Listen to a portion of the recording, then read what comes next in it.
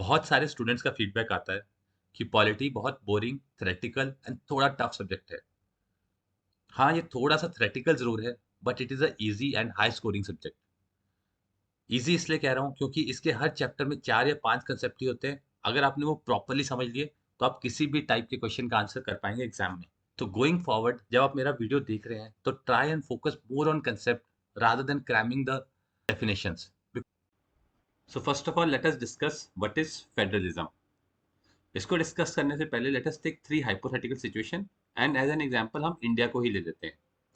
अब आप सपोज करो कि फर्स्ट सिचुएशन में इंडिया में सिर्फ एक सेंट्रल गवर्नमेंट है और उसके नीचे कोई भी स्टेट गवर्नमेंट नहीं है, सारे लॉ सेंट्रल गवर्नमेंट बना रही है। अब आइए सेकेंड सिचुएशन पे। सेकेंड सिचुएशन में एक सेंट्रल गवर्नमेंट है और उसके नीचे स्टेट गवर्नमेंट्स है हर स्टेट में।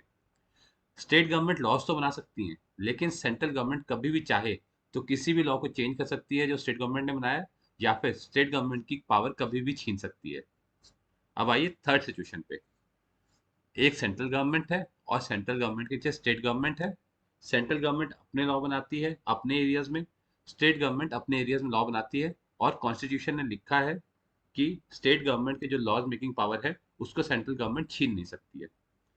तो अब इस सिचुएशन में जो पहली दो कंडीशन है, इनको बोलते हैं यूनिटरी फॉर्म ऑफ गवर्नमेंट, यानी कि जो सेंट्रल गवर्नमेंट है वही सब कुछ है। अब जो थर्ड सिचुएशन है, उसमें सेंट्रल गवर्नमेंट का भी अपना रोल है, स्टेट गवर्नमेंट का अपना रोल है, दोनों की अपनी अपनी जो जुरिस्डिक्शन है। तो इसको बोलते हैं फेडरल सिस्टम ऑफ गवर्नमेंट। अब आते हैं हम बेल्जियम पे। तो बेल्जियम में 1993 तक एक रीजनल गवर्नमेंट्स थी और उनके ऊपर एक सेंट्रल गवर्नमेंट थी। रीजनल गवर्नमेंट्स लॉज बना सकती थी, बट सेंट्रल गवर्नमेंट के पास अथॉरिटी थी कि वो कभी भी रीजनल गवर्नमेंट्स की लॉ मेकिंग या रूल मेकिंग पावर को छीन सकती थी। तो इसका मतलब वहां पे उस टाइम पे यूनिटरी गवर्नमेंट थी। उसके बाद क्या हुआ कि 1993 में अमेंडमेंट हुई और कॉन्स्टिट्यूशन ने ये पावर दी रीजनल गवर्नमेंट्स को कि उनकी जो लॉ मेकिंग पावर है उनको अब सेंट्रल गवर्नमेंट छीन नहीं सकती थी। सो इसका मतलब ये हुआ कि Belgium move from a unitary system to a federal system. Same example अगर हम श्रीलंका का लें, तो श्रीलंका में एक ही सेंट्रल गवर्नमेंट है जो कि लगभग सारे प्रैक्टिकल पर्पसेस के लिए लॉज बनाती है। तो श्रीलंका में एक यूनिटरी सिस्टम फॉलो होता है। इस तरह से हम फेडरलिज्म को डिस्क्राइब कर सकते हैं कॉमन टर्म में। अगर इसको अब हमें प्रॉपर टर्म में लिखना हो, तो federalism is a system of government in which power is divided between a central authority and various constituent units of the country. यानी कि फेडरलिज्म में एक ऐसा सिस्टम है जहाँ पे जो पावर है that is divided between a central government and various other state governments of the country. Federalism has two levels of government. One is government for the entire country, that is responsible for a few subjects, and उसके अलावा there are other governments at the level of provinces or states that take care of the day to day operations. इसके अलावा there can also be a third level जो कि local rules बनाता है। एक और क्वेश्चन जो एग्जाम में पूछा जा सकता है वो ये है, what is the difference between unitary form of government and federal form of government. तो आप ये लिखेंगे उसमें। तो सबसे पहले जो यूनिटरी सिस्टम है उसमें या तो एक ही लेवल होगा गवर्नमेंट का, अगर उससे ज़्यादा लेवल है भी तब भी जो नीचे के लेवल है that will be subordinate to the central government. Federalism के केस में ऐसा नहीं है, आपके दो या दो से ज़्यादा लेवल होंगे ही, एंड जो नीचे के लेवल है सेंट्रल गवर्नमेंट के अंडर वो सबॉर्डिनेट नहीं होंगे to central government, they will have their own decision making power. जो सेकंड डिफरेंस वो ये है कि जो यूनिटरी सिस्टम है उसमें central government can pass orders to the provincial या फिर लोकल गवर्नमेंट को, लेकिन फेडरल सिस्टम में ऐसा नहीं है। Central government can not order the state government to do something until and unless वो वाला जो एरिया है वो सेंटर के अंडर ना आता हो, जैसे कि डिफेंस। जो थर्ड डिफरेंस है वो ये है कि स्टेट गवर्नमेंट की अपनी पावर होती है फेडरल सिस्टम में, जबकि यूनिटरी सिस्टम में उनके पास अपनी पावर नहीं होती है, वो पावर उनको सेंट्रल गवर्नमेंट से ही मिली होती है, तो सेंट्रल गवर्नमेंट कभी भी उनको विड्रॉ कर सकता है। ये तीन कंडीशन जो है ये बताती हैं कि a system is a federal system और a unitary system. Now coming to the features of a federal system. तो एक फेडरल सिस्टम के बेसिकली 7 फीचर्स होते हैं। Will discuss them one by one. The first feature is that it must have 2 और मोर levels of government. इसका मतलब ये हुआ कि हर फेडरल सिस्टम में एक सेंट्रल गवर्नमेंट होती है जो कि पूरी की पूरी कंट्री को रन करती है। उसके नीचे एक स्टेट गवर्नमेंट होती है, रीजनल गवर्नमेंट होती है, और in some countries there is a third level of government that is the local government, जो कि लोकल लेवल पे स्टेट गवर्नमेंट के अंडर काम करती है। अब इसी को अगर हम इंडिया में अप्लाई करें तो इंडिया में एक सेंट्रल गवर्नमेंट है जो कि बीजेपी की है and that is being run by mister Modi. इसके नीचे स्टेट गवर्नमेंट्स हैं। फॉर एग्जांपल दिल्ली में आम आदमी पार्टी गवर्नमेंट है जो कि केजरीवाल जी के अंडर है एंड वेस्ट बंगाल में ममता दीदी गवर्नमेंट है, तृणमूल कांग्रेस की है। इसके नीचे हमारा एक थर्ड टियर भी है जिसको हम बोलते हैं पंचायत या म्यूनिसिपैलिटीज, जो स्टेट गवर्नमेंट के अंडर काम करती है एंड लोकल एरियाज तक ही लिमिटेड हैं और वो अपने लोकल एरियाज को ही गवर्न करती हैं। The second feature of federalism states that level of governments have their own jurisdiction. इसका मतलब ये हुआ कि जो लेवल्स ऑफ गवर्नमेंट है that is central government and state government, उनकी अपनी एक जुरिसडिक्शन है। सो अगर हम इंडिया का एग्जांपल लें तो इंडिया में एक सेंट्रल गवर्नमेंट है जो कि बीजेपी की है, that is ruling the whole India. और जो लोग उसके अंडर आते हैं या फिर जो पॉपुलेशन है इंडिया की, वो सारी पॉपुलेशन को सेंट्रल गवर्नमेंट रूल कर रही है। अब इसके नीचे हमारी स्टेट गवर्नमेंट है। तो हम एग्जांपल लेते हैं, सपोज करो वेस्ट बंगाल का, वहाँ पे ममता दीदी गवर्नमेंट है एंड वो जो स्टेट गवर्नमेंट है ममता दीदी की, वो गवर्न कर रही है वेस्ट बंगाल की पॉपुलेशन को। पॉपुलेशन बेसिकली सेम है, लेकिन जो area of jurisdiction that is जो एरियाज हैं उनके रूल बनाने के, वो डिफरेंट है।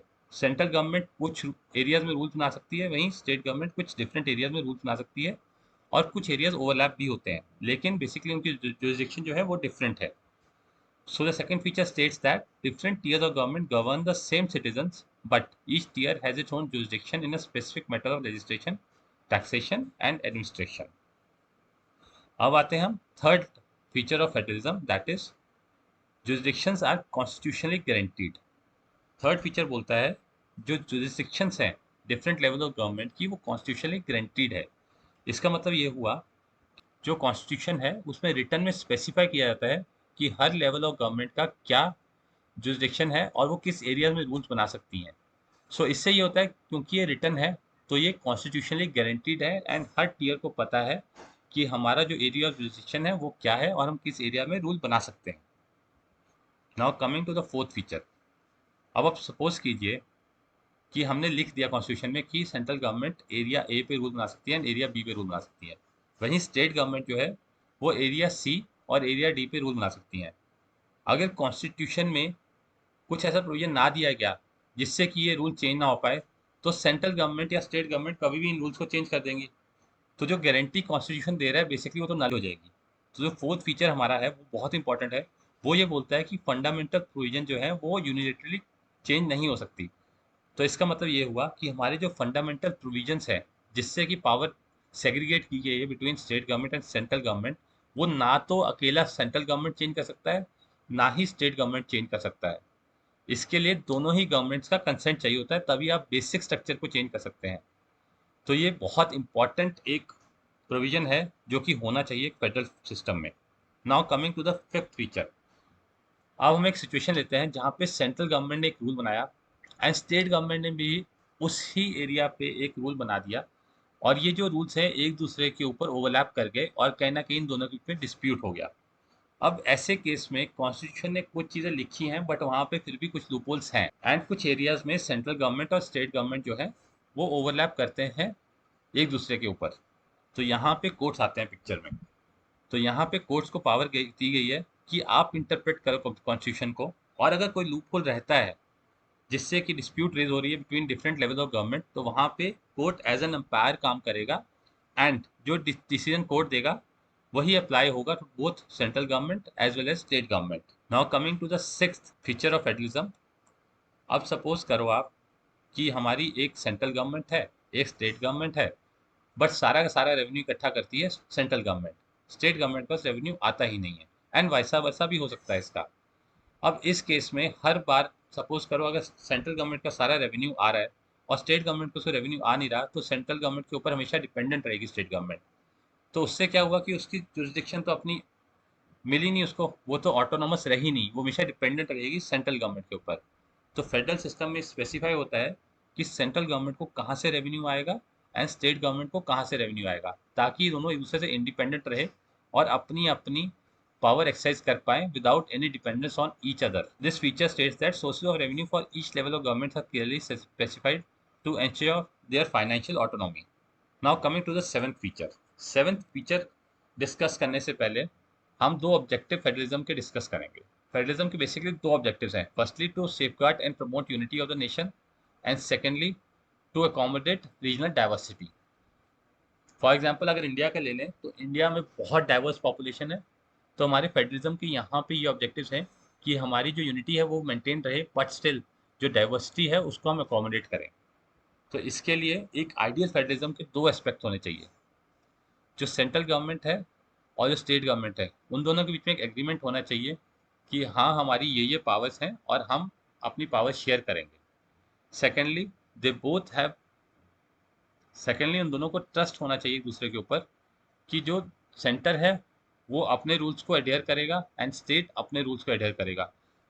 सो these both aspects are very important, and ये सेवंथ फीचर है फेडरलिज्म का, that is agreement to live together and mutual trust.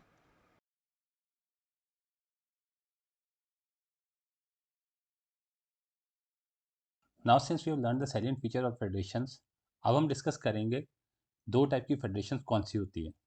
तो सबसे पहली फेडरेशन होती है कमिंग टुगेदर फेडरेशन। इस फेडरेशन में बहुत सारे छोटे छोटे स्टेट्स होते हैं जो एक साथ आते हैं एक बड़ी यूनिट बनाने के लिए। और ऐसा वो इसलिए करते हैं बिकॉज जब एक छोटे छोटे स्टेट्स होते हैं तो इनकी सिक्योरिटी जो है वो कम होती है। हमने सुना ही है यूनिटी इज स्ट्रेंथ। तो ये सारे सारे यूनाइट होते हैं एक दूसरे के साथ ताकि इनकी सिक्योरिटी जो है वो पूल हो सके और ये ज़्यादा स्ट्रांग हो जाए। लेकिन साथ ही साथ ये स्टेट्स अपनी आइडेंटिटी और सॉवरेनिटी को मेंटेन करते हैं। इसका बेस्ट एग्जांपल है यूएसए। यूएसए में जो स्टेट्स हैं वो सारे एक साथ आए और उन्होंने एक कंट्री बनाई, United states of America. Second example है इसका स्विट्जरलैंड एंड ऑस्ट्रेलिया।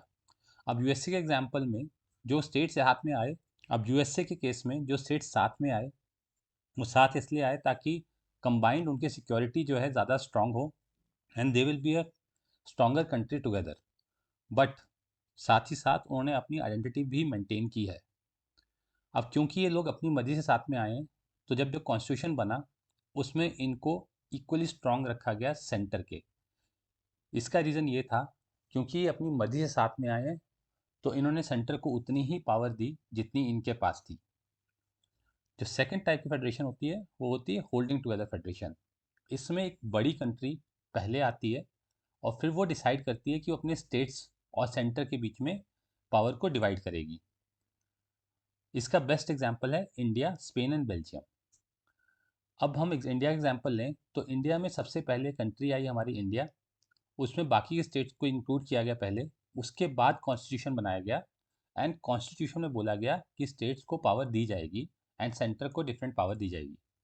अब क्योंकि यहाँ पे कंट्री जो थी वो पहले आई थी एंड स्टेट्स बाद में आए थे, तो यहाँ पे ऐसा इसलिए किया गया ताकि जो उसकी गवर्नेंस है वो इजी हो जाए और जो स्टेट्स हैं उनको गवर्न करना इजी रहे। लेकिन इस केस में आपका जो सेंटर होगा that might be more powerful then the states. India के केस ले लें तो इंडिया में centre is bit more powerful then the states. ऐसा इसलिए है बिकॉज जो हमारी पॉलिसीज़ हैं सिक्योरिटी वगैरह को लेके वो सेंटर ही बनाता है, इसलिए centre is more powerful then the states. यहाँ तक कि जो स्टेट्स हैं उनमें आपस में भी डिफरेंट पावर डिस्ट्रीब्यूशन है, मतलब किसी स्टेट के पास ज़्यादा पावर हो सकती है, किसी स्टेट के पास कम पावर हो सकती है, जैसे कि हमारे स्पेशल कैटेगरी स्टेट्स हैं नागालैंड वगैरह। तो this is holding together federation. Now let us see कि इंडिया एक फेडरल कंट्री है भी या नहीं। अगर आप देखें तो इंडिया 1947 में इंडिपेंडेंट हुआ था, उसके बाद कॉन्स्टिट्यूशन बना। कॉन्स्टिट्यूशन में ये वर्ड फेडरेशन यूज़ नहीं किया गया है। इसमें लिखा गया है कि India is a union of states, but federation word कहीं मेंशन नहीं किया गया। डिस्पाइट दिस हम इजीली बोल सकते हैं कि इंडिया की जो यूनियन है that is based on the principle of federalism and India is a federal country. अब हम ऐसा क्यों बोल रहे हैं? ऐसा बोलने के लिए इंडिया को 7 कंडीशन जो या 7 फीचर्स थे हमारे फेडरल कंट्री के वो मीट करने पड़ेंगे। तो हम देखते हैं वो सब फीचर्स मीट हो रहे हैं या नहीं। सो एक फेडरल कंट्री का सबसे पहला फीचर होता है देयर मस्ट बी 2 और मोर टीयर्स ऑफ गवर्नमेंट। तो हमने पहले ही डिस्कस कर लिया है, इंडिया में एक सेंट्रल गवर्नमेंट है जो कि अभी मोदी जी की है, स्टेट गवर्नमेंट्स है जैसे कि दिल्ली में आप गवर्नमेंट है, वेस्ट बंगाल में ममता दीदी की तृणमूल कांग्रेस है, एंड उसके नीचे हमारे पास एक और टीयर है पंचायत एंड म्यूनसिपैलिटीज़ का। तो हमारा जो पहला कंडीशन है that is there must be 2 और मोर टीयर्स ऑफ गवर्नमेंट, ये टिक होता है। Now coming to the second condition. Second condition बोलती है डिफरेंट टीयर्स जो है गवर्नमेंट के वो सेम सिटीजन्स को गवर्न करेंगे, बट हर टीयर का अपना जुरिसडिक्शन होता है, यानी कि उसका अपना एरिया होता है जिसमें वो रूल बना सकता है। अब हमने ये भी डिस्कस ऑलरेडी कर चुके हैं कि इंडिया में एक सेंट्रल गवर्नमेंट है जो कि पूरे इंडिया के सिटीजन को गवर्न करती है। सिमिलरली हम एग्जांपल लेते हैं वेस्ट बंगाल का, तो वेस्ट बंगाल में वेस्ट बंगाल की गवर्नमेंट है जो कि तृणमूल कांग्रेस की है। वो लोग भी सेंट्रल गवर्नमेंट के अंडर भी आते हैं, स्टेट गवर्नमेंट के भी अंदर भी आते हैं। तो सिटीजन सेम है, लेकिन जिन एरियाज में सेंट्रल गवर्नमेंट रूल बना सकती है उनमें स्टेट नहीं बना सकती, और जिनमें स्टेट बना सकती है उनमें सेंटर नहीं बना सकती। कुछ ऐसे एरियाज हैं जहाँ पे दोनों ही रूल बना भी सकते हैं, उनको कॉन्करेंट लिस्ट बोलते हैं। तो ये जो हमारी सेकंड कंडीशन है ये भी यहाँ पे टिक हो रही है। एंड इसके बाद हम चलते हैं थर्ड कंडीशन पे। थर्ड कंडीशन बोलती है jurisdiction of different levels are specified in the constitution. तो हमारे डिफरेंट लेवल जो हैं, जैसे कि हमारी सेंट्रल गवर्नमेंट, स्टेट गवर्नमेंट जो हैं और म्यूनसिपैलिटीज़ हैं, उनकी जो पावर है और उनके एरियाज ऑफ जुरिसडिक्शन जो है वो यूनियन में वो कॉन्स्टिट्यूशन में लिखे गए हैं। कॉन्स्टिट्यूशन में हमारे 3 लिस्ट बनाई गई हैं। सबसे पहली लिस्ट है यूनियन लिस्ट। जो यूनियन लिस्ट होती है इसमें सिर्फ यूनियन गवर्नमेंट या सेंट्रल गवर्नमेंट ही लॉ बना सकती है, स्टेट गवर्नमेंट लॉ नहीं बना सकती। अब ये जो लिस्ट होती है इसमें वो सब्जेक्ट्स होते हैं जो कि नेशनल इंपॉर्टेंस के हैं, जैसे कि हमारे डिफेंस हो गया।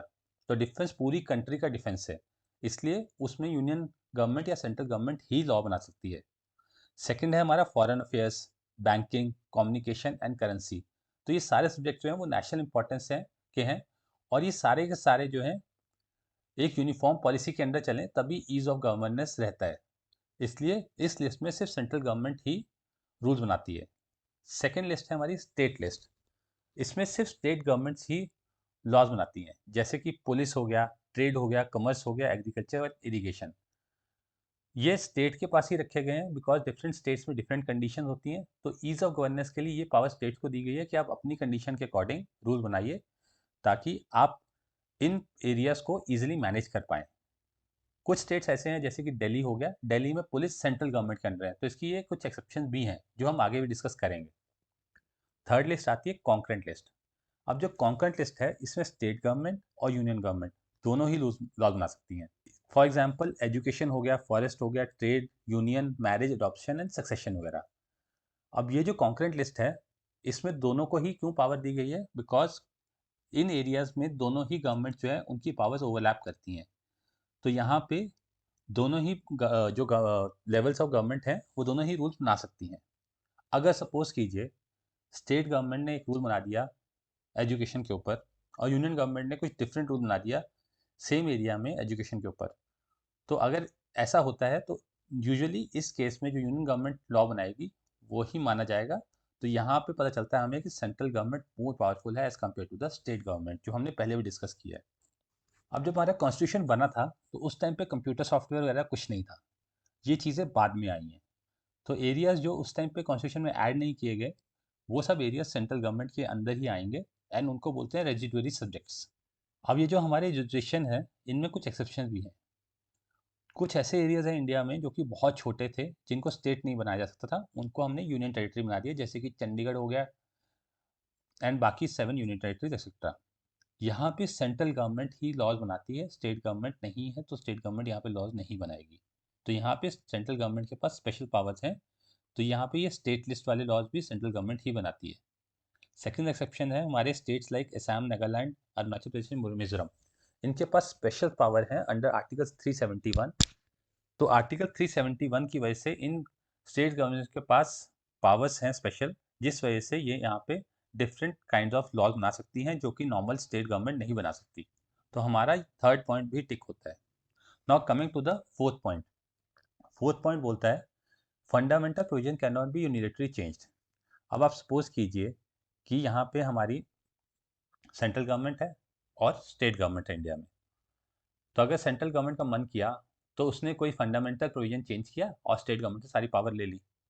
सिमिलरली स्टेट गवर्नमेंट के पास अगर वैसी पावर होती तो स्टेट गवर्नमेंट भी अपनी मनमर्जी करती और सारी पावर अपने पास रख लेती, सेंट्रल गवर्नमेंट का पावर नहीं छोड़ती। ऐसे केस में हमारा पूरा का पूरा कॉन्स्टिट्यूशन का जो प्रोविजन रखा गया था बेसिक, वो सारा का सारा नल एंड वॉइड हो जाता। तो इस केस में तो अगर आपको ऐसा कोई रूल चेंज करना है या ऐसा लॉ चेंज करना है कॉन्स्टिट्यूशन में जो बेसिक है कॉन्स्टिट्यूशन को, उसको चेंज करने के लिए हमारे पास एक स्पेशल अरेंजमेंट है। उस अरेंजमेंट में उस लॉ को पास करना होता है दोनों houses of parliament of central government by 2/3 majority. वो हाफ ऑफ मेजॉरिटी से भी काम नहीं चलेगा, आपको 2/3 मेजॉरिटी से ही पास करना पड़ेगा। उसके बाद उसको रेटिफाई करवाना पड़ेगा at least half of the state से। तो ये जो प्रोविजन है, यानी कि इसको चेंज करने का provision, that is not easy, it is very difficult.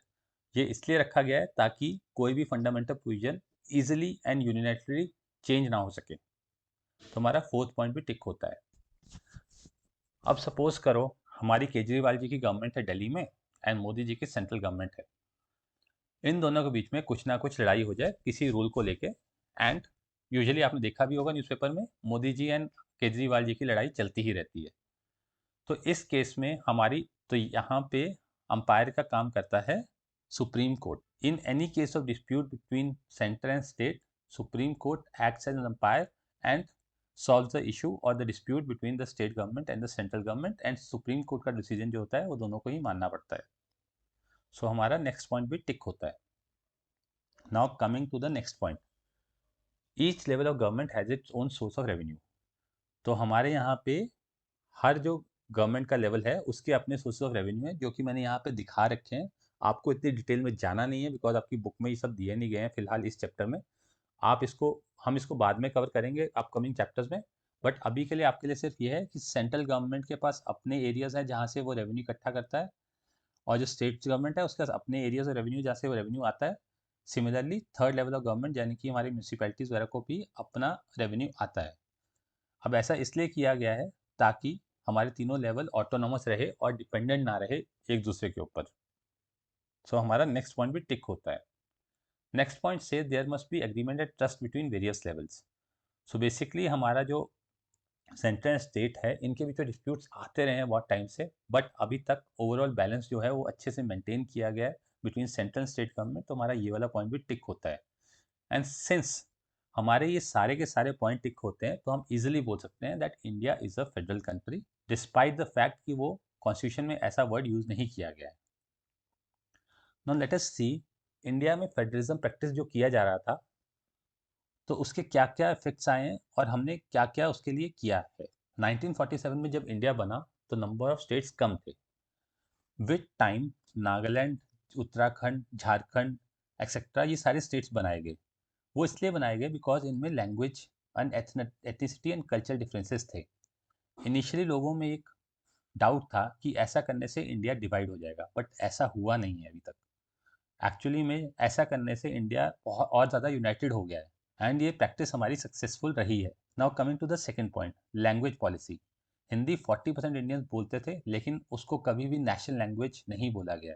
ऐसा इसलिए किया गया है बिकॉज अगर हिंदी को नेशनल लैंग्वेज बोलते तो इंडिया में बहुत सारे डिफरेंसेस आ जाते non Hindi language speaking people and Hindi language speaking people के बीच में। तो उन्होंने क्या किया, उसको एक ऑफिशियल लैंग्वेज बोल दिया rather than a national language. आपको याद होगा हमने लास्ट चैप्टर में पढ़ा था कि श्रीलंका में सिंहालीज को नेशनल लैंग्वेज बोल दिया गया। इसकी वजह से क्या हुआ, जो तमिल स्पीकिंग लोग थे वो गुस्सा हो गए और उन्होंने रिवोल्ट किया against Sinhali language speaking people. इससे क्या हुआ, एक इंटरनल सिविल वॉर स्टार्ट हो गया। सिंस इंडिया ने ऐसा कुछ नहीं किया तो अभी तक ऐसा कुछ हुआ नहीं इंडिया में कि लैंग्वेज लेके वॉर स्टार्ट हुआ हो। सेकंड जो चीज़ इन्होंने की, इंग्लिश को 1965 तक ऑफिशियल लैंग्वेज रहना था, बट हुआ ये कि 1965 के बाद तमिलनाडु ने इसका एक्सटेंशन डिमांड किया और वहाँ पे थोड़े बहुत प्रोटेस्ट भी हुए। सेंट्रल गवर्नमेंट ने ईजिली इस डिमांड को एक्सेप्ट कर लिया सो दैट कोई इश्यूज ना आए। इसके अलावा 21 अदर लैंग्वेजेस हैं जिनको शेड्यूल लैंग्वेज बोला गया है कॉन्स्टिट्यूशन के द्वारा, ताकि उन लैंग्वेज को भी प्रोटेक्ट किया जा सके। तो बेसिकली हमने अपनी लैंग्वेज पॉलिसी के थ्रू डिफरेंट एथनिसिटी के लोगों को ये भरोसा दिलाया है कि आपकी लैंग्वेज कभी भी इंडिया में खतरे में नहीं रहेगी एंड आपकी एक डिफरेंट आइडेंटिटी हमेशा रहेगी। इससे इंडिया को इजिली यूनाइटेड रखा गया है अभी तक। Now coming to the third point, central state relations. Initial years जब फ्रीडम के थे तब कांग्रेस सेंटर में भी थी, स्टेट में भी थी। तो उससे क्या होता था, क्योंकि सेंटर में अगर कांग्रेस है तो कांग्रेस अपनी डिमांड्स अपने हिसाब से स्टेट गवर्नमेंट में भी मना लेती थी क्योंकि वो भी उसी की गवर्नमेंट थी। तो उनके पास बेसिकली ऑटोनोमस पावर नहीं थी। लेकिन 1990 के बाद क्या हुआ कि रीजनल पार्टी ज़्यादा स्ट्रांग हो गई, यहाँ तक कि इतनी स्ट्रांग हो गई कि उन्होंने सेंटर में भी कोलिशन गवर्नमेंट बनाना शुरू कर दी, क्योंकि सेंटर में कई बार पूरी मेजॉरिटी नहीं मिल रही थी गवर्नमेंट्स को। अब क्योंकि वो लोग सेंटर में भी आ गए पावर में, तो उससे क्या हुआ कि अब उनके पास ज़्यादा ऑटोनॉमी आ गई और एक रिस्पेक्ट आ गई for the autonomy of the state governments also. इससे हमारा जो था सेंटर स्टेट रिलेशंस और इम्प्रूव हुए, एंड 1990s में कोर्ट ने भी कुछ ऐसे डिसीजन दिए जिससे कि ये बोला गया कि सेंट्रल गवर्नमेंट जो है वो स्टेट गवर्नमेंट्स की पावर को नहीं छीन सकता है, एंड स्टेट गवर्नमेंट को सबड्यू नहीं कर सकता है, स्टेट गवर्नमेंट्स को ऑटोनॉमस रहने दिया जाए। इस तरह से अभी तक इंडिया में फेडरलिज्म प्रैक्टिस किया गया है and has been successfully run in India till now. Now coming to the next point, India में मैंने आपको पहले ही बताया एक थर्ड टीयर ऑफ गवर्नमेंट भी है जो कि है म्यूनसिपैलिटीज एंड पंचायत्स। अब ये थर्ड टीयर ऑफ गवर्नमेंट बनाने की जरूरत क्या पड़ी? अब हम एग्जांपल लेते हैं बैंक एबीसी का। सपोज करो उनकी एक ब्रांच है दिल्ली में बहुत बड़ी और उसमें 1000 लोग काम करते हैं। अब उनके अंदर छोटी छोटी ब्रांचेस हैं बाकी स्टेट्स में, हर स्टेट में सपोज कीजिए एक ब्रांच है। अब कोई आदमी ब्रांच ए में लोन लेने आया। अब ब्रांच एबीसी जो उनकी हेड ब्रांच है, बैंक एबीसी की जो हेड ब्रांच है, वहीं पे सारी पावर है कि लोन वहीं से अप्रूव हो सकते हैं, नीचे वाली ब्रांच को पावर दी ही नहीं गई है, आप लोन अप्रूव ही नहीं कर सकते हो। अब ऐसे केस में कस्टमर वहाँ बैठा था, उसने कहा कि मेरा लोन अप्रूव कर दो, बट जब ब्रांच ए ने सैंक्शन के लोन भेजा अपनी हेड ब्रांच को, तो वहाँ पे 2 दिन लग गए। इस चक्कर में कस्टमर वहाँ से उठ के दूसरे बैंक चला गया, उसने लोन वहाँ से ले लिया, बैंक का बिजनेस लॉस हुआ। तो इस केस में बैंक्स ने क्या किया, फिर बैंक ने क्या किया, ब्रांच ए को भी अथॉरिटी दे दी कि कुछ लिमिट तक आपके पास पावर है कि आप भी लोन सैंक्शन कर सकते हैं। सिमिलरली गवर्नमेंट में भी ऐसा ही होता है, अगर सेंट्रल गवर्नमेंट सारे रूल बनाएगी तो बहुत सारे रूल्स तो पहली बार टाइम पे बन नहीं पाएंगे। सेंट्रल गवर्नमेंट को आइडिया भी नहीं होगा कि ग्राउंड लेवल पे चल क्या रहा है, क्योंकि वहाँ पे तो स्टेट गवर्नमेंट है। तो इसलिए सेंट्रल गवर्नमेंट ने स्टेट गवर्नमेंट को पावर थोड़ी दी, या कॉन्स्टिट्यूशन ने स्टेट गवर्नमेंट को पावर दी है, और स्टेट गवर्नमेंट ने फर्दर उसको डिवाइड कर दिया एक थर्ड टीयर में, जो कि एकदम लोगों के पास था, जो कि है पंचायत एंड म्यूनसिपैलिटीज। एंड लोगों की खुद की इन्वॉल्वमेंट भी थी, क्योंकि लोग ही वहाँ पे जो थे रिप्रेजेंटेटिव्स थे।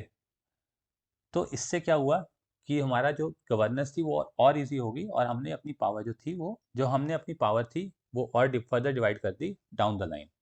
तो डिसेंट्रलाइजेशन का मतलब हुआ transfer of control of an activity और organisation to several local office और authorities rather than one single one. अब इंडिया में सपोज करो यूपी है, यूपी की पॉपुलेशन ग्रेटर देन रशिया है, महाराष्ट्र की भी जर्मनी जितनी है। अब अगर हम पावर शेयरिंग नहीं करते तो एक पूरी कंट्री को कंट्रोल करना बहुत मुश्किल हो जाता है। इसलिए जो थर्ड टीयर था जो हमने ऑलरेडी डिस्कस किया वो ऐड किया गया। इनिशियली हमारे यहाँ पे पंचायत एंड म्यूनसिपैलिटीज बनाई गई सारे स्टेट्स में, बट वो सारी सारी under control of state government थी। इलेक्शन भी उनके रेगुलरली नहीं होते थे, यहाँ तक कि लोकल गवर्नमेंट थी उनका ज़्यादा पावर एंड सोर्सेज भी नहीं थे। तो इसका मतलब ये हुआ कि डिसेंट्रलाइजेशन थी बट इफेक्टिव नहीं थी। विद टाइम क्या हुआ कि 1992 में कॉन्स्टिट्यूशन को अमेंड किया गया, और जो थर्ड टीयर था उसको और पावरफुल बनाने के लिए रूल्स ऐड किए गए। अब रूल्स क्या हैं? पहला रूल ये है कि it is mandatory to hold regular election, जो कि पहले नहीं हो रहे थे regular elections. Secondly seats reserve कर दी यहाँ पे schedule caste, schedule tribes and backward classes के लिए।